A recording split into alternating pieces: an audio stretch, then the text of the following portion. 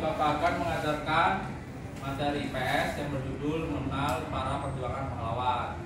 Sebelum kita memulai pelajaran pada hari ini, ada baiknya kita berdoa dulu ya. Ini siapa ketuanya?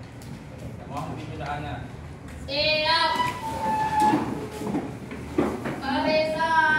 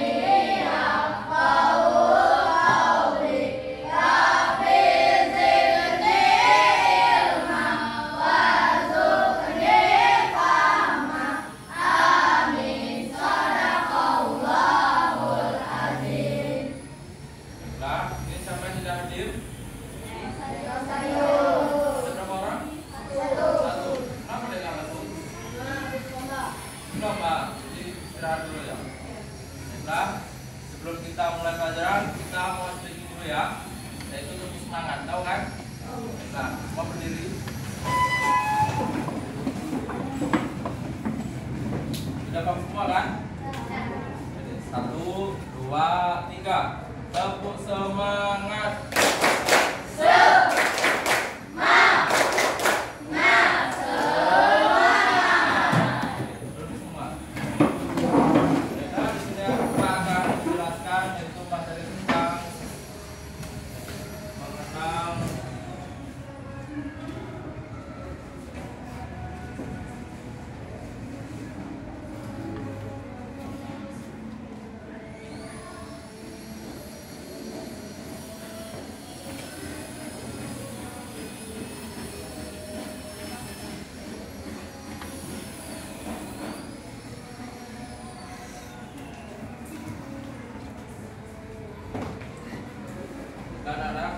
Kemarin tanggal 10 ada yang tahu peringatan hari apa?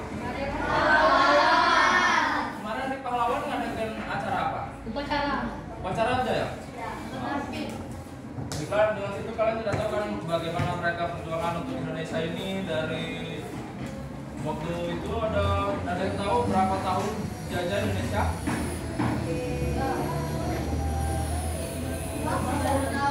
Ada sampai berapa tahun dulu Indonesia dijajah? Nah, coba berapa nih? Yaitu atau setengah abad, ya, 3,5 abad. Jadi setengah abadnya 1 tahun ya. Di sini Bapak akan ceritakan tentang perjuangan dari Kapiten Patimura, tahu kan? Yang contohnya seperti ini.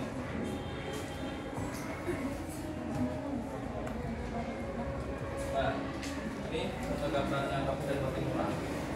Tahu kan gambarnya?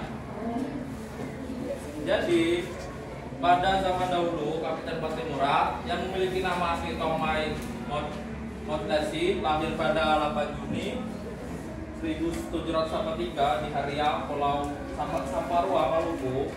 Ia adalah seorang pejuang. Ia terkenal karena memimpin rakyat Maluku melawan Belanda pada abad ke-19.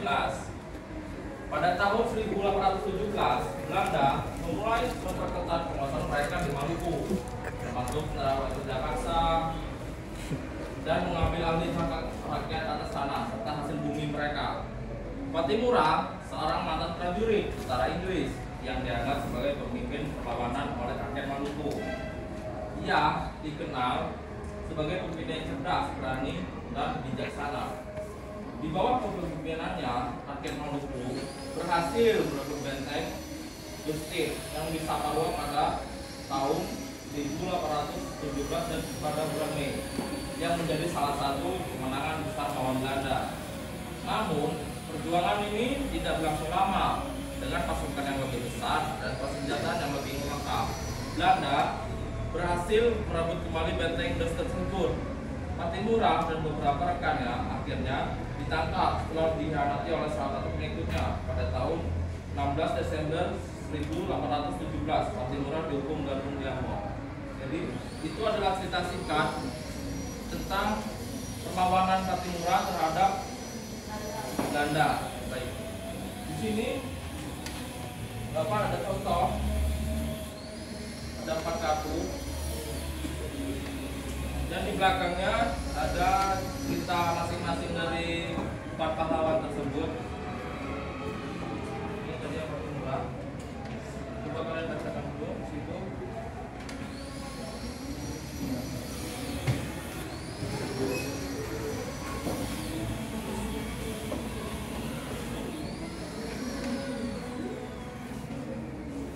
Coba kalian baca dulu.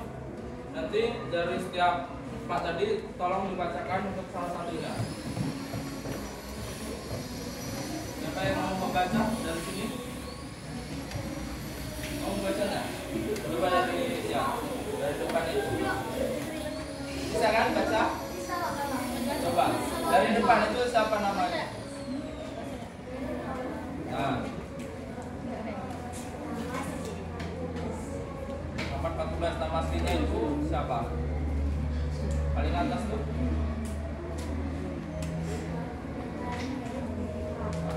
Dia lahir pada tahun berapa?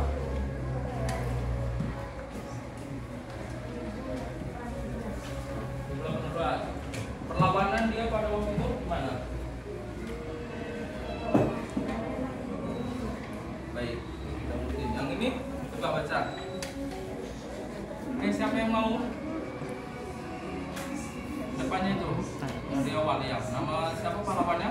Tuanku Imam Bonjol. Nah, baik bawah itu lahirnya di mana? Bonjol, Sumatera Barat. Perlawanan yang di waktu semasa hidup Perang Padri 1821 sampai 1822. Nah, jadi belakangnya itu waktu dia perlawanan. Coba dibacakan.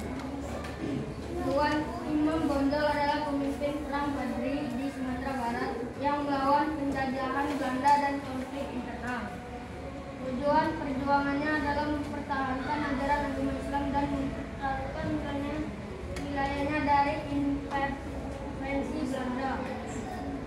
Karakteristik utama: tegas, religius, gigih dalam mempertahankan prinsip. Baik, itu untuk perjuangan Tuanku Imam Bonjol. Ini perjuangan ya, ya. Wujud dong. Jawa Tengah, perlawanan, perjuangan untuk emansipasi perempuan. RA Kartini adalah kelompok gerakan emansipasi perempuan di Indonesia yang memperjuangkan hak dan kewajiban perubahan sosial. Baik, ini untuk RA Kartini. Selanjutnya itu untuk Pinelli. Coba bacakan.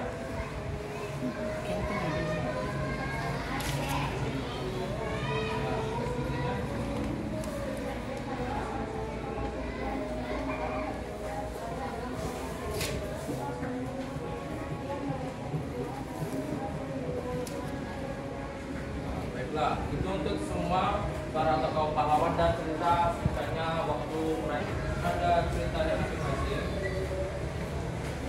Dari cerita Tuanku Imam Bonjol tadi sama perjuangan Diponegoro.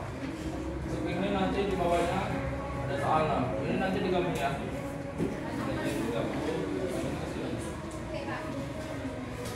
Ini nanti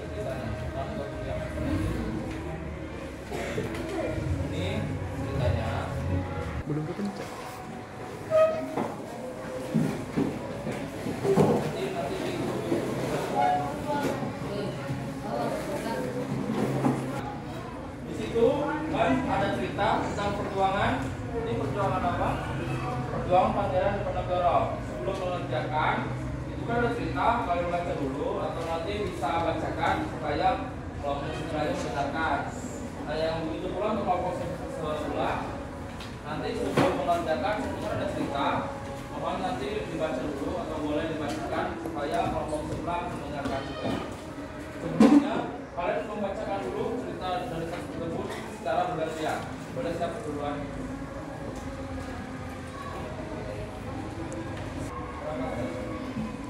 Ada 4 teks.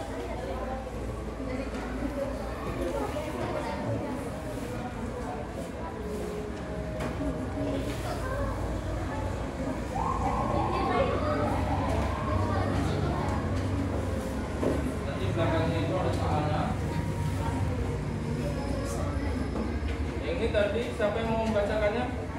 Ya coba bacakan. Perang Jawa Perjuangan Pangeran Diponegoro memasuki abad ke-19, keadaan di Jawa khususnya di Surakarta dan Yogyakarta semakin memprihatinkan. Intervensi pemberontakan Belanda melakukan konflik baru di kerajaan. Coba selanjutnya lagi. Mereka berani memunculkan budaya barat yang tidak sesuai dengan budaya Nusantara, seperti minum-minuman keras. Belanda juga membuat kebijakan baru dengan menaikkan pajak, serta berani memasang patok atau pembuatan jalan di atas tanah penduduk Kesultanan Yogyakarta. Hal tersebut menyebabkan Pangeran Diponegoro sangat marah dan menyatakan perang dan membubarkan kerajaan.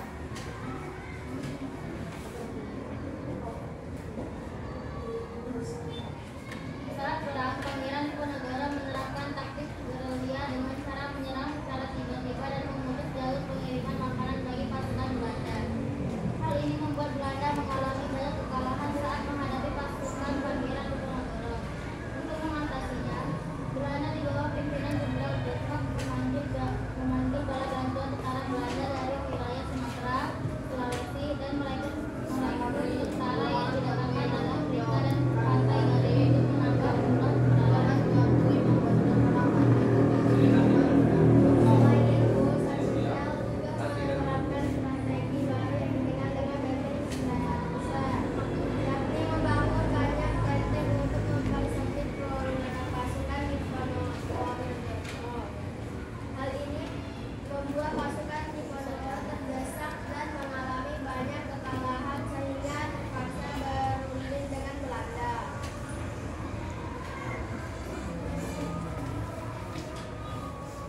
Saat datang ke tempat perundingan, Belanda berbuat licik dengan menangkap Pangeran Diponegoro dan mengasingkannya ke Makassar, Sulawesi Selatan sampai beliau meninggal di pengasinan pada tahun 1855.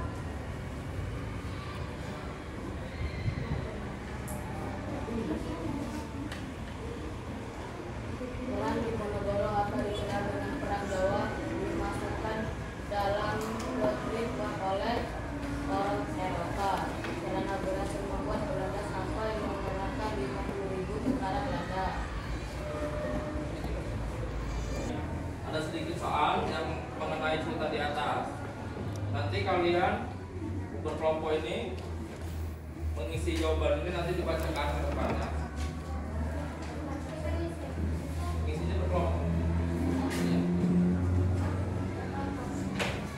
Nah untuk yang selanjutnya dari siapa yang mau kita dulu?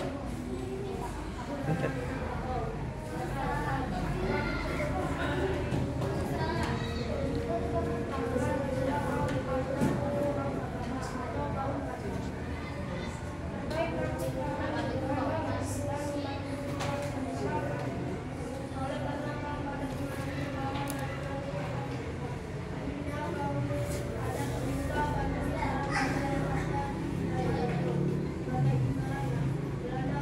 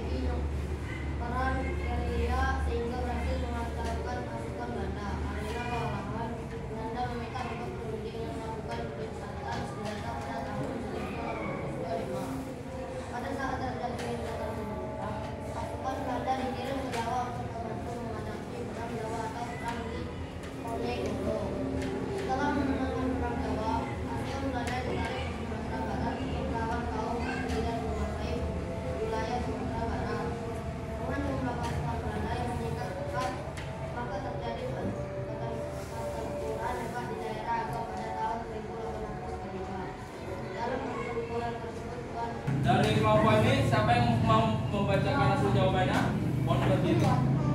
Lalu sana. Pertanyaan 1. Apa yang memicu terjadinya perang Badri? Jawabannya bermula dari pertentangan antara kaum adat dengan kaum agama. Kaum Badri terkait toleransi keagamaan dan menimbulkan penangan. Baik, selanjutnya. Nomor 2. Apa yang menyebabkan pasukan Badri membuat Belanda kewalahan? Belanda yang ada di wilayah itu sebagai imbalannya. Belanda memanfaatkan kesempatan itu dengan menginginkan wilayah Minangkabau menjadi wilayah kekuasaan Belanda. 3. Mengapa setelah Perang Jawa pasukan Tuanku Imam Bonjol mengalami kekalahan melawan tentara Belanda? Tuanku berhasil ditangkap Belanda pada tanggal 25 Oktober 1837. Kemudian Tuanku Imam Bonjol diasingkan ke Cianjur, dipindahkan ke Ambon, dan terakhir dipindahkan ke Manado. Baiklah, mungkin itu sajikan. Baik, kita kelompok sih.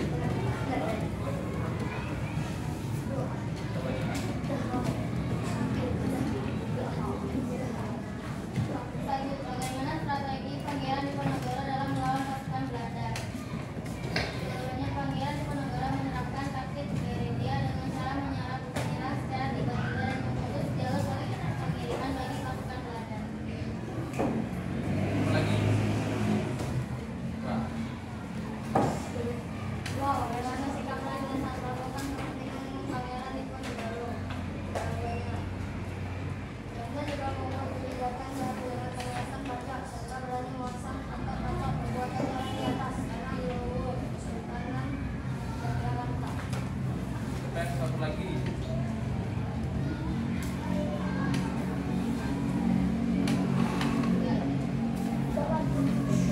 Berdiri, berdiri. Apa yang menjadikan perang Jawa termasuk The Great War menurut orang Eropa?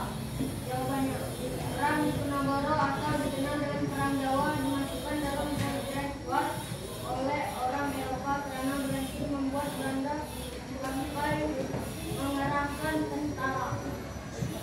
Mungkin dari kedua cerita itu kalian mungkin disebut dengan The Great War, dan ini juga tadi pada tahun berapa mereka dikalahkan. Baik, di sini kita akan mau memainkan peran drama, yang yaitu dramanya yang berjudul Perjuangan Tuanku Imam Bonjol. Dan di sini siapa yang mau memerankan peran Tuanku Imam Bonjol? Yang bersedia? Di sini. Pada abad ke-19, di dataran tinggi Sumatera Barat, seorang ulama bernama Tuanku Imam Bonjol memimpin perjuangan melawan penjajahan Belanda dalam perang Badri. Perjuangan ini berawal dari konflik antara kaum adat dan kaum Badri, yang kemudian berubah menjadi perlawanan melawan penjajah. Tuanku Imam Belanda sebagai sukarela. Mereka memanfaatkan potensial di antara kita untuk menguasai tanah ini. Benar, kita harus bersatu. Perbedaan adat dan agama tidak boleh menjadi alasan untuk menyerahkan tanah kelahiran kita kepada penjajah. Tapi bagaimana caranya? Kaum adat masih sulit diajak bertanam. Aku akan menemui mereka. Kita harus bersatu melawan musuh yang sesungguhnya.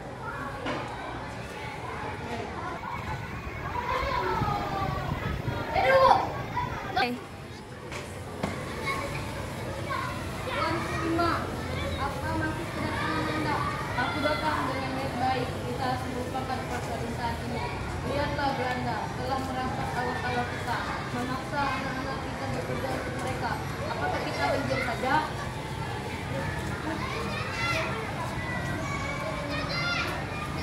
Aku bersumpah demi Allah, perjuangan ini untuk tanah kita, bukan untuk kepentingan kelompok. Bersatulah dengan kami, dan kita akan mengusir penjajah bersama-sama. Kalau ada akhirnya untuk bergabung. Tuanku Imam Bonjol, silakan tidak ada. Kalian tidak akan menang melawan kami. Hoi, kami tidak akan menyerah. Lebih baik mati melawan daripada hidup dijajah. Tuanku, amunisi kita semakin menipis. Tetap bertahan. penjajahan. Ini tanah kita dan kita harus mempertahankannya. Pasukan Padri bertempur dengan gagah berani, tetapi akhirnya benteng jatuh setelah pengepungan panjang.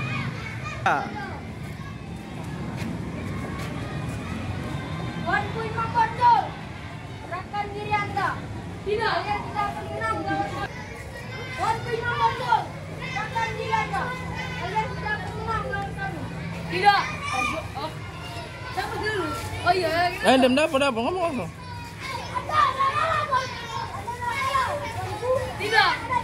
Aida, kata ngomong dong. Jangan menang. Tuanku Imam Bonjol, serahkan diri Anda. Kalian tidak akan menang melawan